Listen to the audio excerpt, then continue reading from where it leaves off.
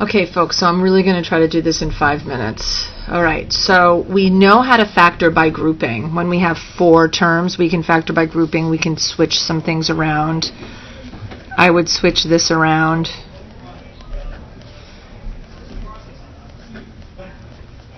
Maybe, perhaps, right? Because these both have an 8p in common. Right? Plus these have 5 in common.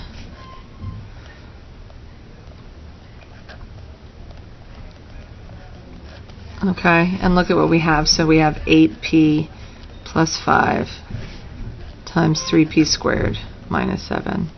So we can do that, but what we don't have is we don't have this skill yet, because we know, I'll bring it up here, we know how to factor when a equals 1, for example, right? Because we're looking for factors of c that add to make b. So I know that I'm just going to have my x and my x because a equals 1, right? That's invisible. Factors of 9 that add to make 10 are clearly 9 and 1. And so I can factor that. But what happens when I have an a here that's greater than 1? I can do a couple of things. I can do trial and error, but I'm going to very quickly teach you about splitting the middle, because splitting the middle uses this grouping technique. So this is how we do it. We take our a and our c and we multiply them together. We get negative 15. So we say to ourselves, what multiplies to negative 15 that also adds to negative 2? So it's kind of like factors of c that add to make b, but it's actually factors of a times c that add to make b in this case. So what are 2 numbers that multiply together to get negative 15 that add to be 2? Well, we know it's negative 5 times positive 3, because if we add those guys together, we get, we get negative 2, okay? So what we're going to do is we're going to take these guys and we're going to rewrite negative 2 this way. So watch what we do.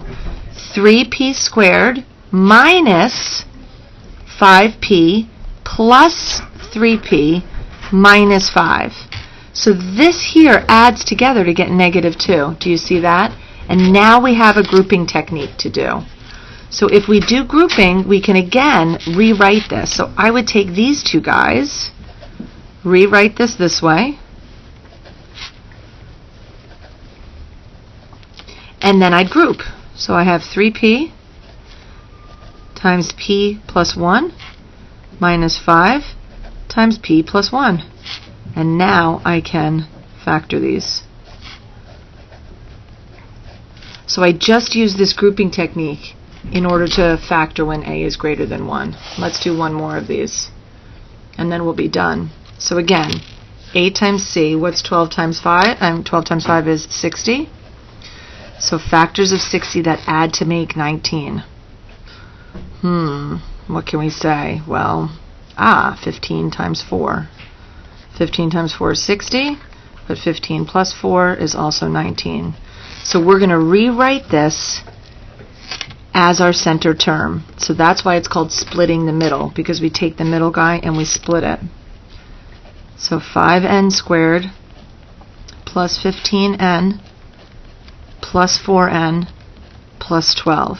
So if you're confused, just imagine, remember, you're just rewriting this 19n. You're just rewriting it with 2 different terms. Now I can group.